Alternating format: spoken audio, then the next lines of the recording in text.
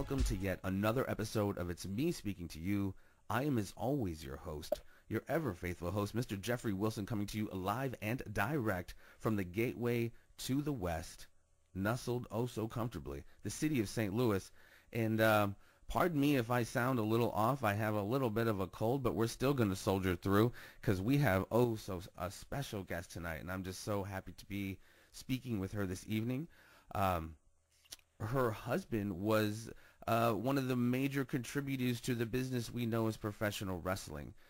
His name was Mr. Frank Goodish, otherwise known as to the world as Bruiser Brody. We will discuss his prolific career, how he got to know this fella.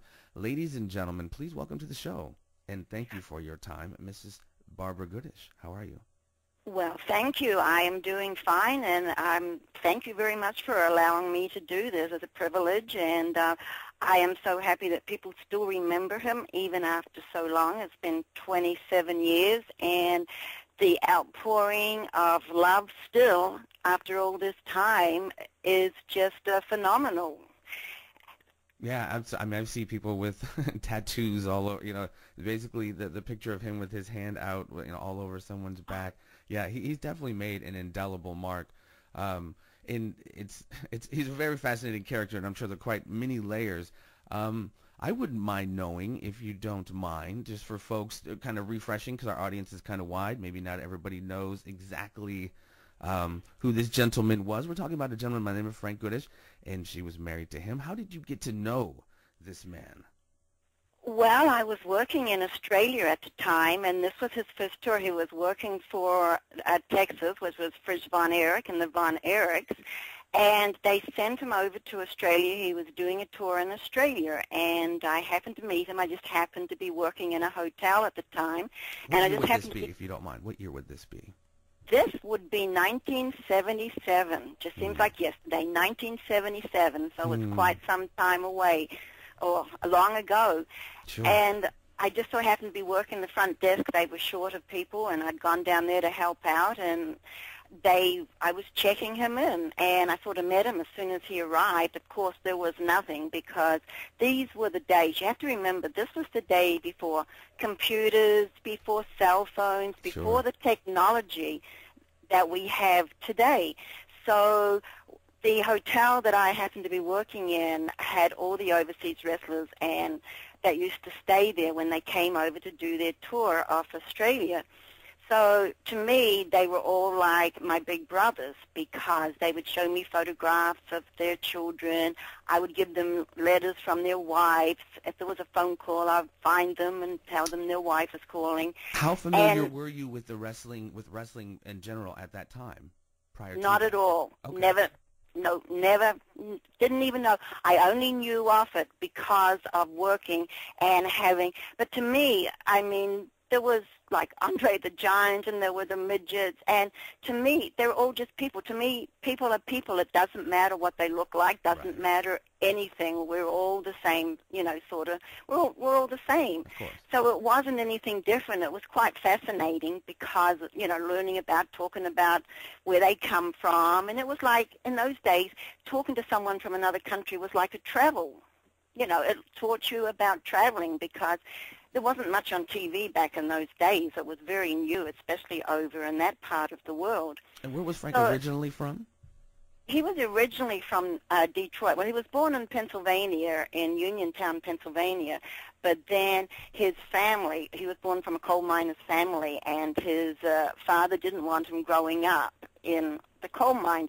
So he moved his family when he was, him and his sister, there was four in the family, but there was only two at that time. He moved them to Detroit to give them, a better chance of life. And then there was two other sisters born after. So there was four in the family. There was an older sister, then Frank, and two younger sisters.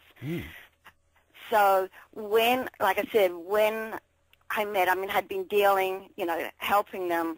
Like I said, they were like my big brothers. Right. They were all my big brothers and that. So there was nothing like that. And they became my friends because I didn't want anything from them. Of course, there were the women that were hanging around and everything, as we understand, and no matter if anybody's in the public eye, there's always, that, kind of part of the territory a little bit. That part of the territory. So this one night, in fact, the gentleman I worked for, he was from Big Springs, Texas. He was a he was an American gentleman, a Texas gentleman, and he had another bar that was up the road. He had like the Bourbon and Beef, very Texas. It was called the Texas Tavern and the Bourbon and Beef. So this night, we never socialized in that. Sometimes somebody hadn't turned up that one night. This was after about, probably 6 weeks or something after I'd first met him because, just talking and them touring and that. So this night, I happened to had to work to cover for somebody, so I was working till 11 o'clock. It was a Friday night when they all came back, from their matches. Mm-hmm. So they said, well, we're all going up to the Bourbon and Beef. Why don't you come up? There was I think 6, 7. There was a whole bunch. Just come up with us.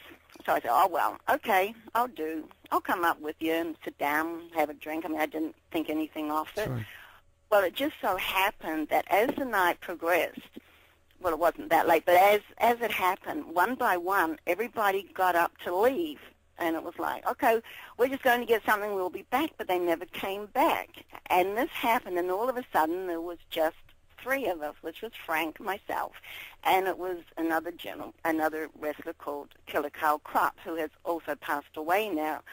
And then Carl got up, he left, which just left the 2 of us together, and that's kind of how it started. So we just sat there and talked for, the rest of the time there, and I found out later it was a setup. He had been trying to get me by myself, and it was a setup. A rib, as they say in the business. Yes, it was. I was set up, but the way that it worked out, it was good. And I think sometimes in relationships, when you are friends first, it's different because you're not trying to impress the other person. Sure. You're just being yourself. Yeah.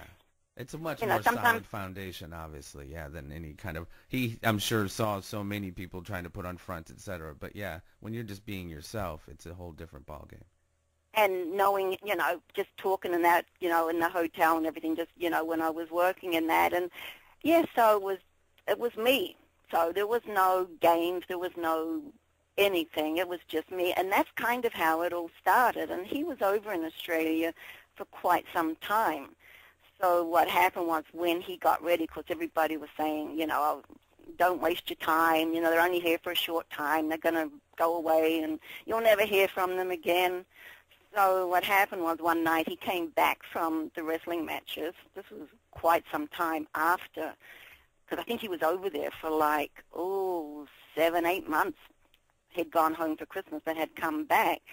And he said, well, I'm going home on, I think it was, this was a Friday night. He said, well, I'm going home on Sunday. I went, oh, okay. Because he was a little bit of a renegade, if you know what I mean. Mm-hmm. Everybody that knows him, he was a renegade. He stood up for himself, and, he gave his fans the best that he could. And I said, well, okay. And he said, he put a bundle of money down on the table, and he said, I if you'd like, I want you to come. I went, not a word. There was no promises. There was nothing. It was just, and at that moment, I knew he trusted me, because if he didn't trust me, I could just keep the money Sure. and not come. So I knew he trusted me. So I tied up I think he left on the Sunday, and I went over a week later. I tied up a week of my life in that, that time, and came over. I figured out, well, I had a return ticket, and I thought, well, if it doesn't work out, I'd seen America. There was an opportunity. Nice vacation. So sometimes when you're young, you have to take chances. I mean, if opportunities present themselves, go for it. Yeah, no, absolutely. And that sounded like a great opportunity, sure. And you guys had developed a bond at that point, right? So it's, Oh, right. And I guess this was in 1978, and I guess I'm still here, so it worked out. I mean, I wish it worked out better, naturally, because of everything that happened. But we have our son, and this is my this is my country now. I mean, I've been here longer than I've been anywhere else, from 78. Wow. And so his beginnings, do you know how he particularly got into in professional wrestling? Well, you see, he played, well, in college. I mean, he went to college, ended up in West Texas State, which produced Terry Funk, Stan Hansen. Yeah. They all were at West Texas State on football scholarships. So they were all there. Then, of course, he got picked up by the Washington Redskins. He didn't make the team, but he got picked up. So he played a little bit for them and then got cut, of course, because as he said, he was young. He didn't realize it was like, didn't kind of do the right thing by, he was young at the time and he realized that. And then he played a lot of semi-pro teams. Mm-hmm. I think he went to Canada. I think he played a Canadian league. He played he went to Mexico, I think, if I remember. So he played around doing semi-pro football. And he ended up in San Antonio with the San Antonio Toros, which was another semi-pro football team. Well, at that stage, he met, I think it was Ivan Putski, and went Polish to the power. gym. Yeah, so that was how it kind of ended up. So he met him and ended up at the gym, because, of course, he was, working out at that, and kind of went into the wrestling, had the opportunity to see if he wanted to wrestle. So that's kind of how he went into, because if you notice, a lot of the football players end up wrestling. Was that You've got to be an athlete. I'm sorry, was that when Ivan Putski was in that would have been a Vince Senior territory? Yeah, because he wasn't. Northeast? Yeah, there was Dallas, of course. Fritz was one of the main parts that got him started. Bill Watts, and then of course you have to remember St. Louis, where people knew him as King Kong Brody because there was Dick the Bruiser. So they couldn't have two bruisers. So in St. Louis, people knew him as King Kong Brody because the two bruisers was too hard to deal with, Dick the Bruiser and then of Bruiser course, Brody. especially at that time. Yeah, Bruiser, had yet to. Dick the Bruiser had yet to kind of fade out of his career. Yeah, and I remember seeing first your husband. Like I said, I'm 42.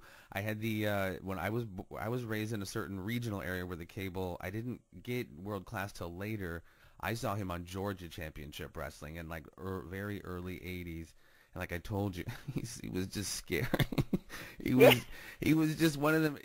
I don't know. He was quite scary. He was quite scary. But I mean, it's so weird because, like I said, and I've talked to other professional wrestlers. As a kid, you watch it in a certain perspective, and obviously it was at that time very real, and the whole point of it was to make it real.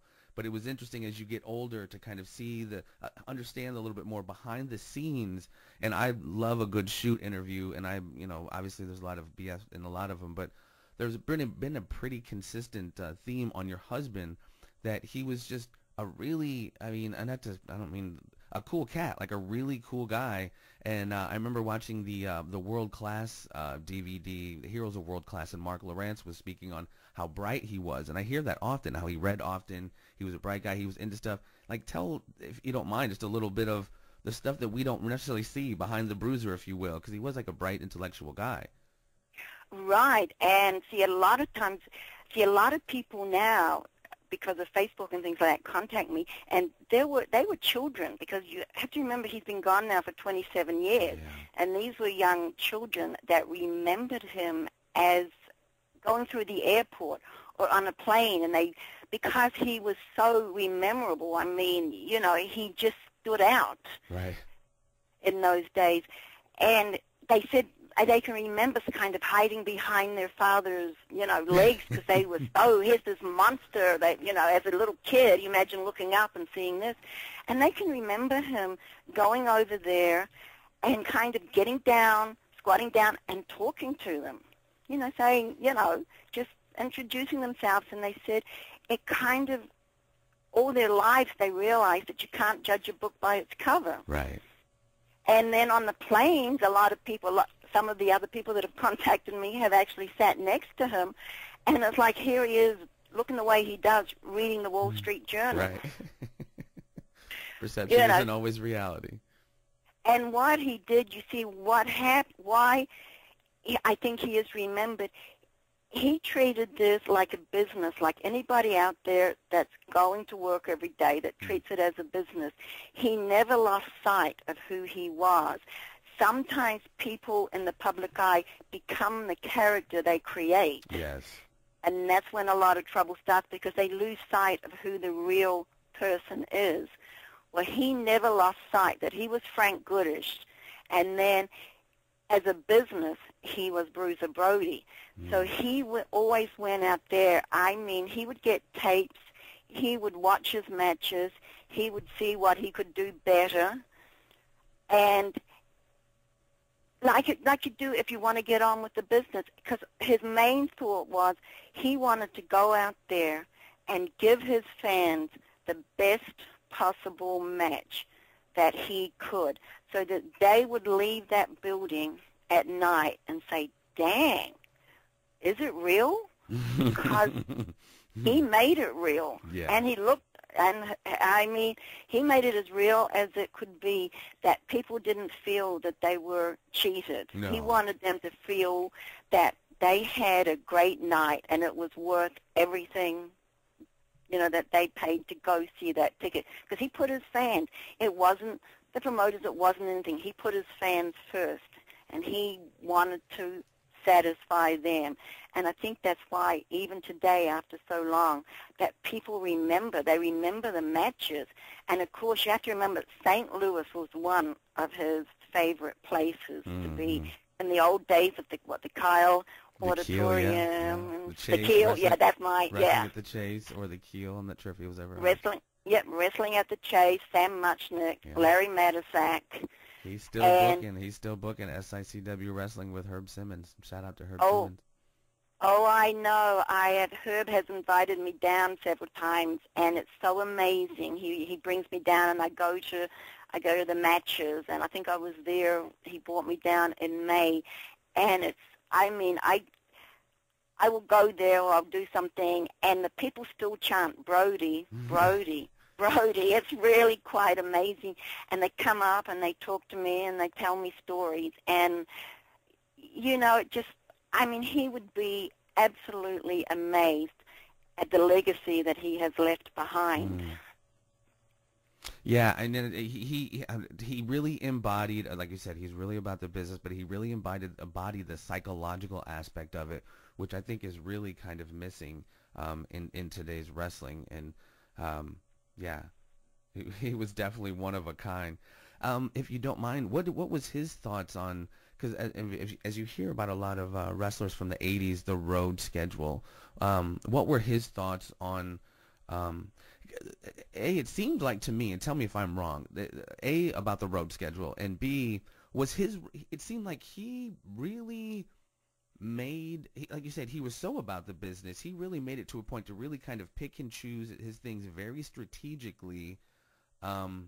He was on the road, don't get me wrong, but I'm sorry, the road schedule. What were his thoughts on the road schedule? Too much, especially as his son got older. He was trying to pull back a little bit, because Japan, you know, I would say that I would be lucky to see him all together on all the days, probably less than 3 months a year. I mean, that's how much he was gone from the house, that I was by myself. And as his son was getting older, he knew that he wanted to spend more time with his son. So that it was seems so to strange. be such a consistent theme. You know, obviously, if you see these guys, they're on the road all the time. They have to have obviously families and being away from them. That's a very consistent theme, and honestly, it's a testament to you guys that you guys were able to stay together through that, because, like you said, people in the public eye, it's difficult to keep relationships together, and you know. Yeah. I know. No, that's exactly, because, I mean, it was hard because I had to do everything myself, and especially after, you know, Jeff was born, and that it was hard not having anybody around, you know, in times that you really need help. But I had good neighbors, and you just do it. I mean, you know, in life is not easy, and you don't ever think it's going to be easy, but when it's worth it, you work together. You know, that's a successful relationship. You work together through the hard times, the good times and the hard times, because everybody goes through good and hard times. Absolutely. And it's it was, kind of how you even though, bounce back kind of thing is always the testament, you know. It's not how many yeah, times you because get knocked down. It's you got to, you got to stand up. And with everything that I've been through, you have, you have to keep going. You can't, a lot of people I know live in the past, but you can't do that because there's a whole life ahead of you. It's going to be a different life. It's not going to be the life you had, yeah. but it's still, and the people that are gone would want you to do that. Exactly. Yeah. That's good. I'm so glad. I'm glad to, obviously I don't know you, so I'm glad to hear you articulate that. That's a great attitude to have because, there's people who oftentimes spend way too much time in that rear view mirror when the front windshield air is huge and just waiting for you to look out Right. over there. If you don't mind, shoot us. I don't want to keep you too long, obviously, but I'd love to talk to you some more. But if you don't mind, tell me some good.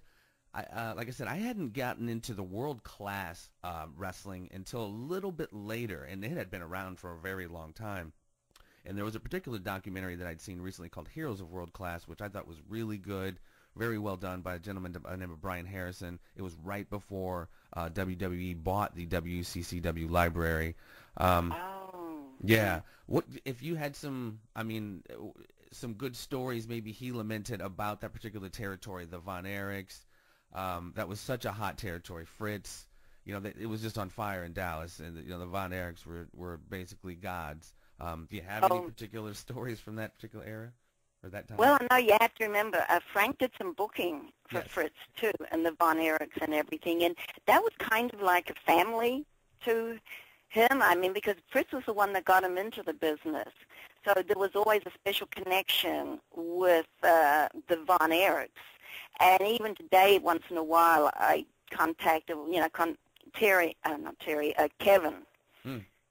Kevin and I, we contact each other, and it's really nice that, And he was just on Ric Flair's new podcast, and I actually just listened to him today. I hadn't heard from him in a while.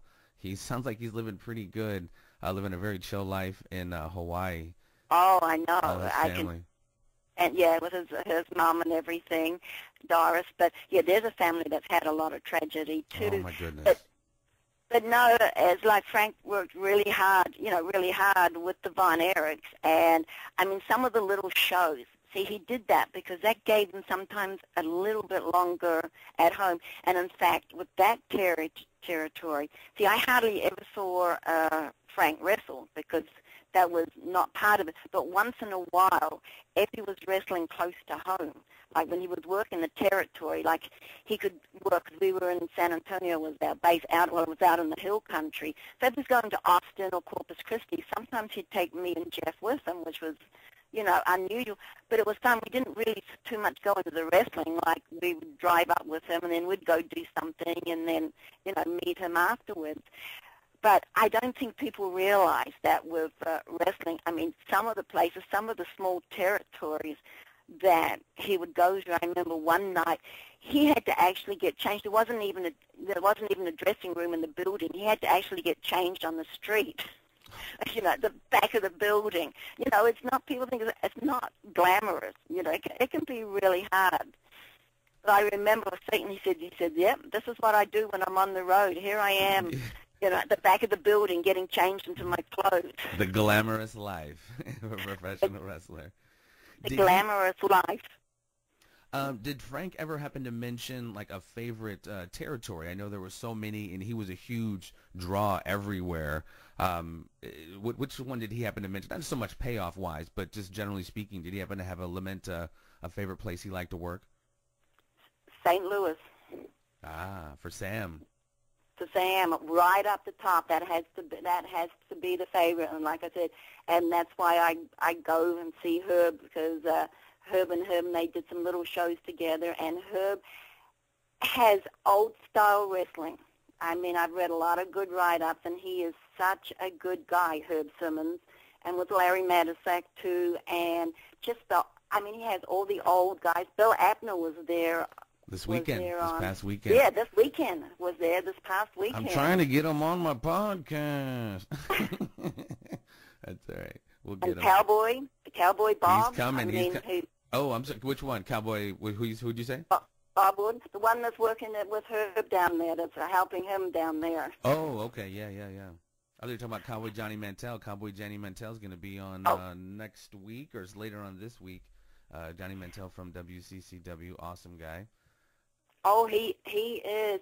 I met, well, I've been in contact with Johnny, but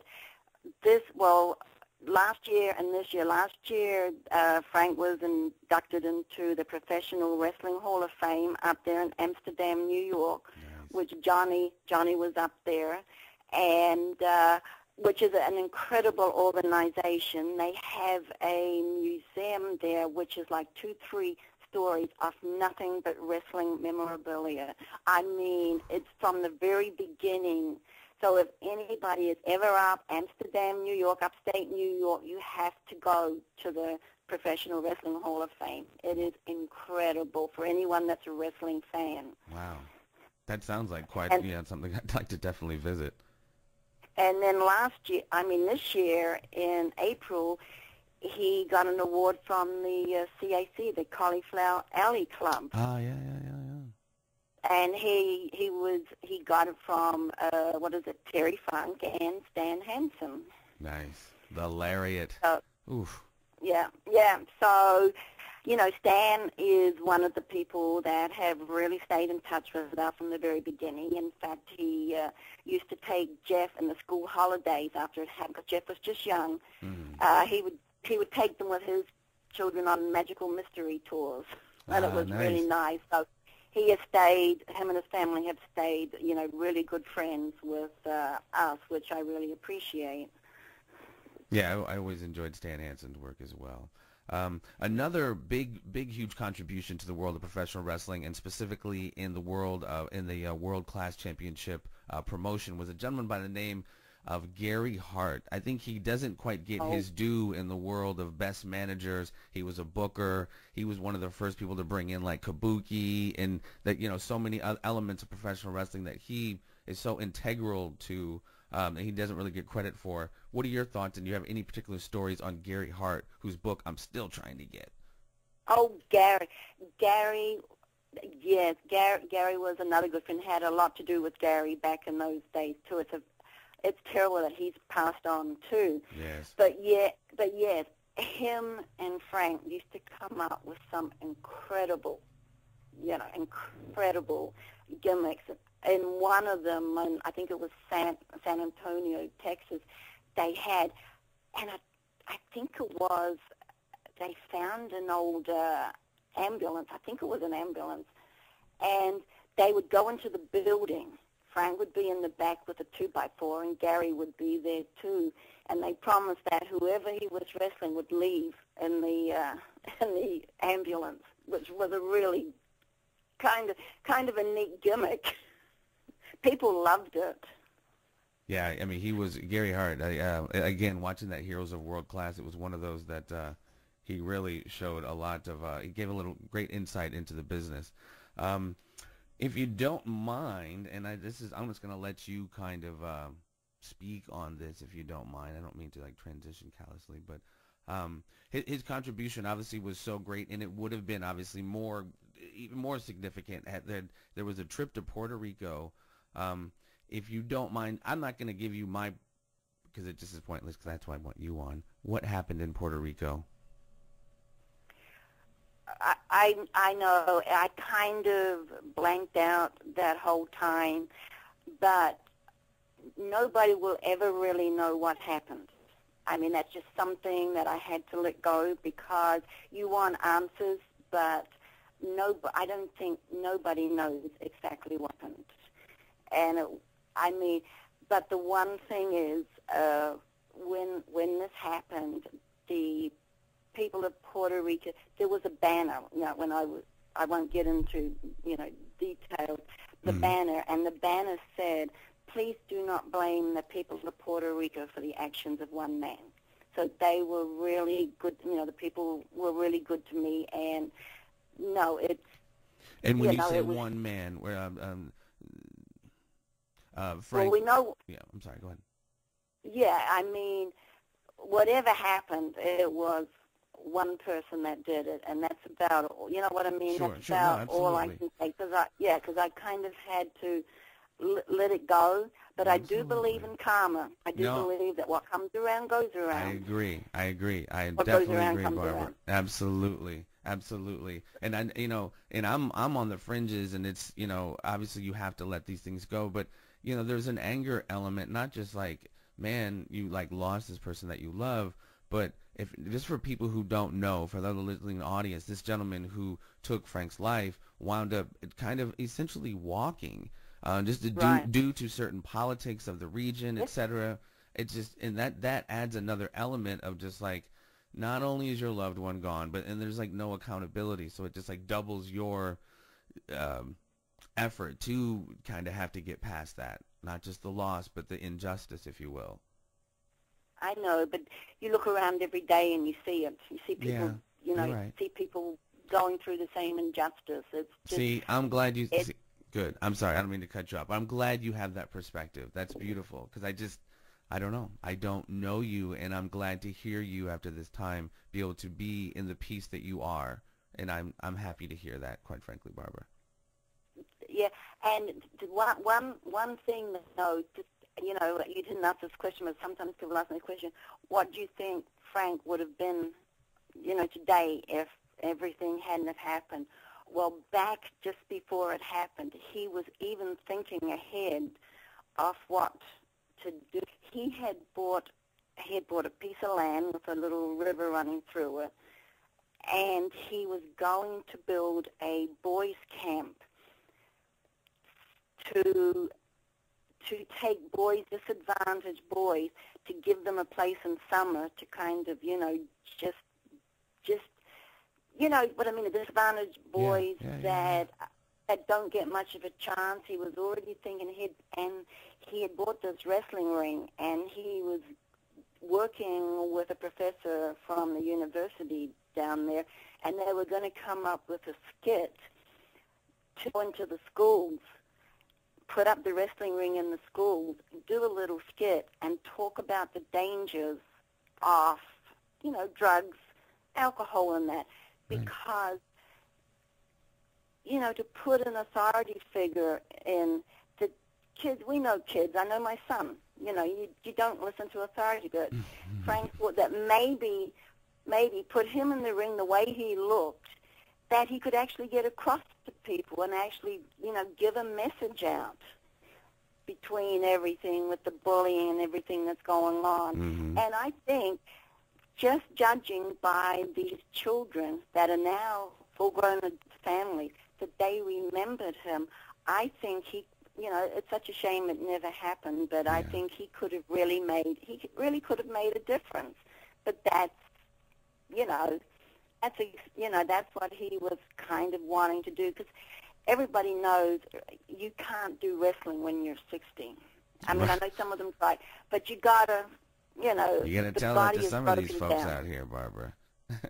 I know, because it's such a hard business, and the body is broken down because you're taking bumps all the time. Well, and not to mention any names or put anybody on blast, but there are a few out here. Unfortunately, too many legends have passed, and most recently Roddy and Dusty. But there's too many, Oh, I as you know. have said, who are still living the gimmick and not letting go. And no names will be mentioned. No names will be mentioned. No, and that was one thing. I mean, he knew, you know what I mean? He knew he was in his 40s when everything happened, and he knew because of the way his body was breaking down, too, Yeah. just because of all the, and from football, too, from Absolutely. the football injuries, and then to get into wrestling and that. And, it was just one of those things. So, yeah, it's just a shame. I mean, life is full of changes. That's one thing you can count on in life, is there's going to be changes. Is how you deal with those changes. Absolutely. Is, how it is. I'm not going to say it doesn't make it any easier, but it's just something that you have to do. Well, let me ask you, and I obviously don't mean to sound macabre at all. Kevin Von Erich in that documentary, again, I hate to keep bringing it up, but it was a really powerful documentary.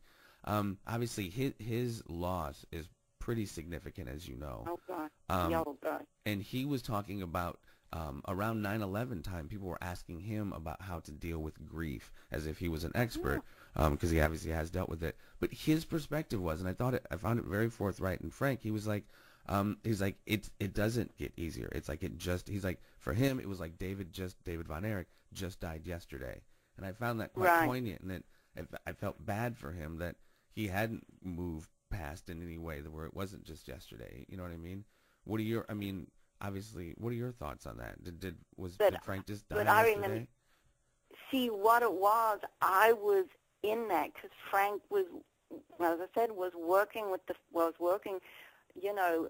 booking, and there was 3 of them went at that time. I mean, starting with David and then the younger 2. So I was there the whole time that, we were dealing with that at that time.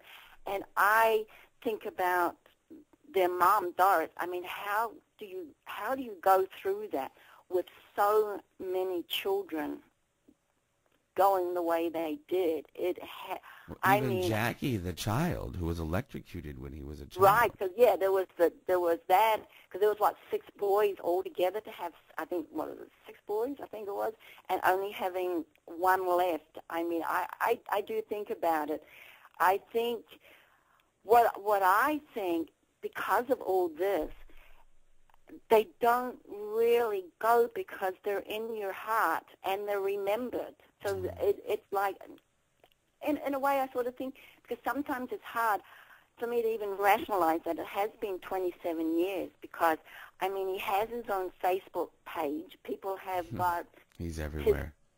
His Facebook page that the Japanese people, I have them contact me all the time to be my friend and everything from the time, because Japan was another one that he really liked to go, St. Louis, Japan, because they remembered him over there. In fact, after he departed, they took me over there. They had a memorial show, and they took me and Jeff over there, and I was so honored to be able to see exactly what it was like for him, because he always used to come home and say, "You won't believe what it's like over there." It's just, so different. So I was so thrilled that I did get the chance, even though it wasn't good, The because it wasn't for, the circumstances weren't good, but I appreciate that I got to experience being over there and seeing exactly what they thought of him.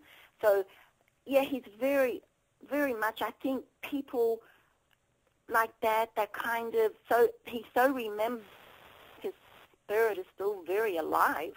It's it's interesting because if that makes sense. No, it does, and it's interesting because I was there when it was organic and just happening, and then it kind of faded for a quick moment.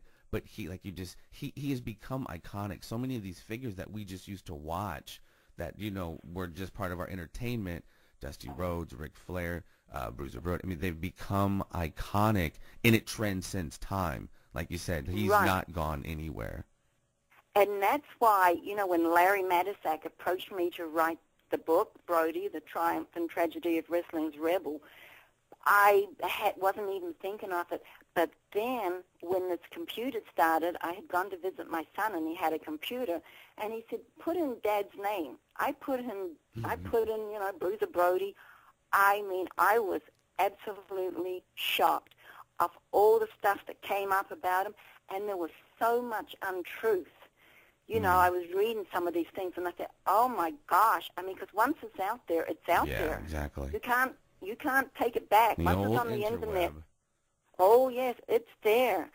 And when Larry approached me, because Larry was the one, I mean, he trusted. Gary Hart was another one, but Larry was one that he trusted. And of course, Stan, there was quite a few, but So when he approached me, because he had already written the book Wrestling at the Chase, and they wanted him to write a book on Frank's, and I said, "Well, I'm not an author or anything." He said, "All you have to do is write down the personal stuff, who he was, like you asked me, how you met, and just different things like that. You tell it from the personal side. I will do the wrestling side." And we did, and people have been very complimentary, because it is, I realized this would be the only way to get the truth out there, that no matter what happens, that this book will stay on, and it's the truth. Yeah. The truth about his wrestling, and even the truth about everything. Yeah. Because Larry is such a truthful person that he told, I mean, and it's not all good. You know, Frank was kind of a rebel. That's why it's called Of Wrestling's Rebel. He Right. was a rebel in the business, and everybody knew about it. But as I said, he looked after the fans more than anything. Yeah. And when you do that, you kind of, you know, you have a few problems with some of the promoters out there. Yeah, but even they know what what wrestlers now know. Without the fans, they wouldn't be there. Without us appreciating Brody, there would be no Brody. But he did what he did, and we definitely appreciated it.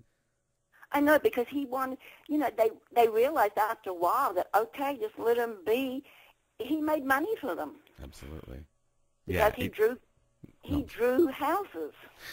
If you don't mind me asking, and it sounds weird, but I'm a collector of sorts, and are his boots, what happened to those iconic boots of his? Were there more than one pair? Because I'm sure if there weren't, they had to smell quite a foul.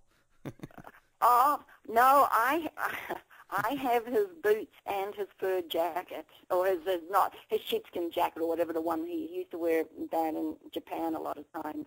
Yeah, I have his boots and tights and socks and what. I have all his stuff that he used to wear. I haven't done anything with it yet. I've just been holding on to it. So yeah, I do have all that.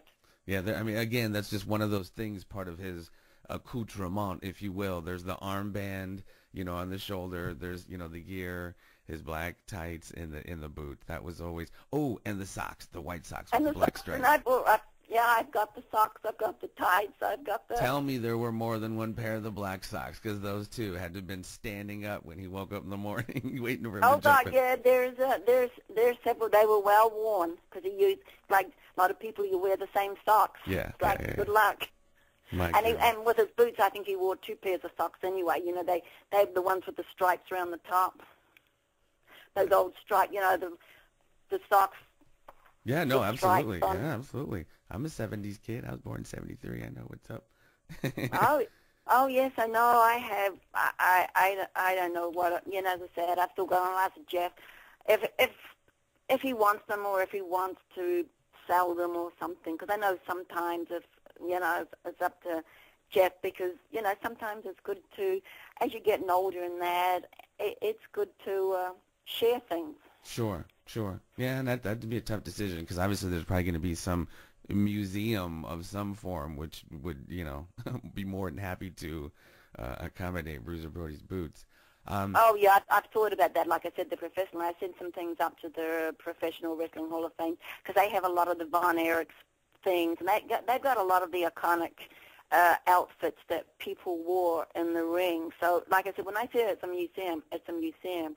So Right. That's kind of what's in the back of my mind that I might do, is just at that time when his son tells me, what do you want to do, that, I might put him in the museum, because then everybody can enjoy. See, there's so many people that still remember. Yeah, more. I mean, obviously, but yeah, a lot. It's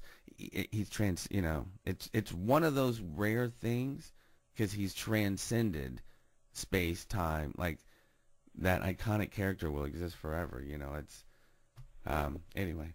You're gonna get me on. I know, because that was so bad. I mean, even this year, losing Roddy and Dusty. Oh, don't get me started. And the Ultimate Warrior. Yeah. I mean, it was just like, dang. I mean, it's just wow. Yeah, that was, and it's weird, and it's not so weird. I mean, we're gonna close this out, but like I said, being literally, my programming was, 505, the Superstation, certain wrestling. I was raised on these guys, and of course, the inevitability of life. Of course, we all pass on. I get it. But there's those individuals who were such a huge fixture, if you will, to go down like so fast, back to back. That was literally within weeks that Dusty and Roddy went down, and that was heavy. That was really heavy. I know. And it just shows you that, when you've been in the business a long time, it's a hard business. That's about all you can come down. It's a really hard business. Yeah. You give so much of yourself. And that is definitely something that the fans so much more appreciate now.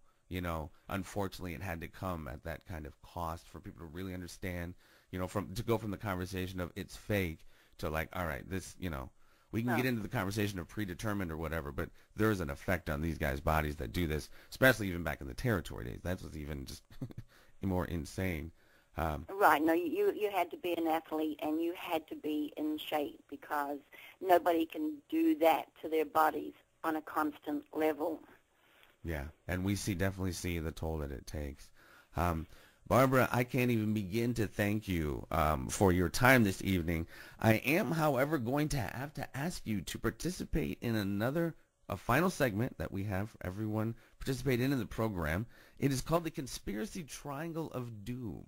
It is very simply 3 questions that I ask you that you can say yes or no to. You can expound if you so choose, but a yes or no will suffice. Question number 1. Are you prepared? Yes. Here we go. Question number 1. Are you or do you believe in the existence of extraterrestrial intelligence?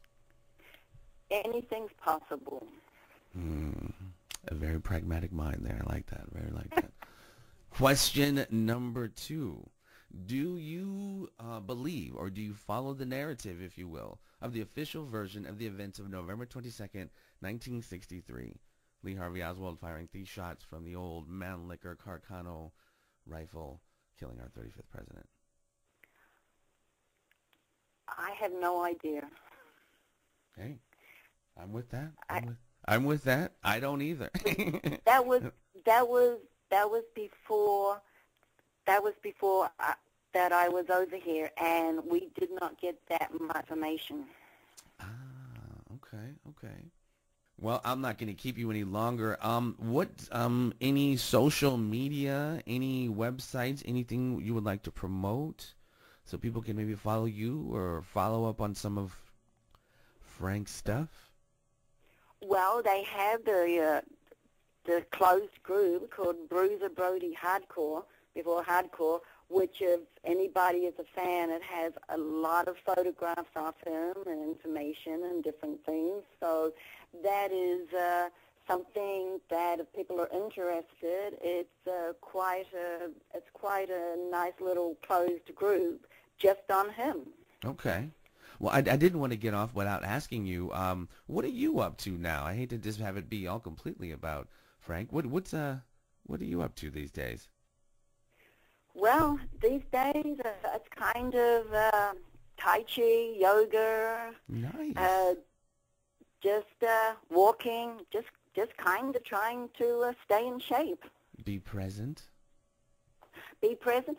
Exactly. Be present of the moment. I always like this little one that they say that yesterday is history, tomorrow is a mystery, Absolutely. and today is the present.